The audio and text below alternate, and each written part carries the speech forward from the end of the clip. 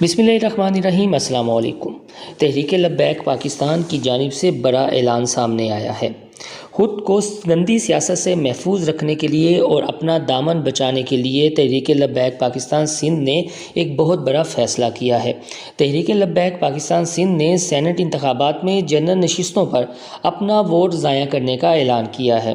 تحریک لبیک پاکستان سندھ کے 3 اراکین ٹیکنوکریٹ نشست پر یش اللہ افغان کو ووٹ دیں گے۔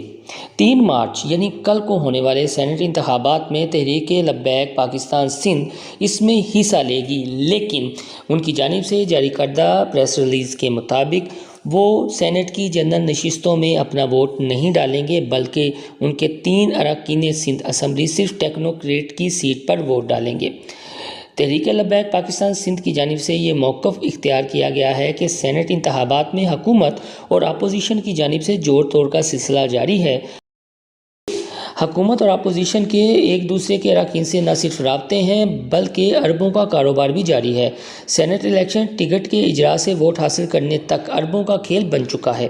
خالی خزانے کا رونا رونے والوں نے خزانوں کا منہ کھول دیا ہے، منڈی لگی ہوئی ہے۔ تحریک لبیک پاکستان سندھ کا یہ بھی کہنا ہے کہ وزیر اعظم نے سینٹ انتخابات کے باعث تمام حکومتی مصروفیات ترک کر دیں۔ وزیر اعظم اپنے MNAs اور MPs کو منانے میں مصروف ہیں۔ ارکان اسمبلی کے لیے ہوٹلوں کے کمرے بک کیے جا رہے ہیں۔ سیاسی جماعتیں ایک دوسرے کو بلیک میل کرنے، لالچ دے کر خریدنے میں مصروف ہیں۔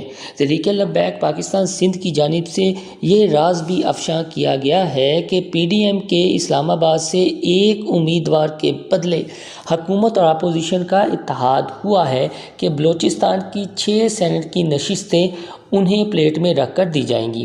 دوستو، آپ کو ہماری یہ ویڈیو پسند آئے تو ہمارا چینل انسائیڈ اسٹوری سبسکرائب کرنا نہ بھولیے گا۔ اللہ حافظ۔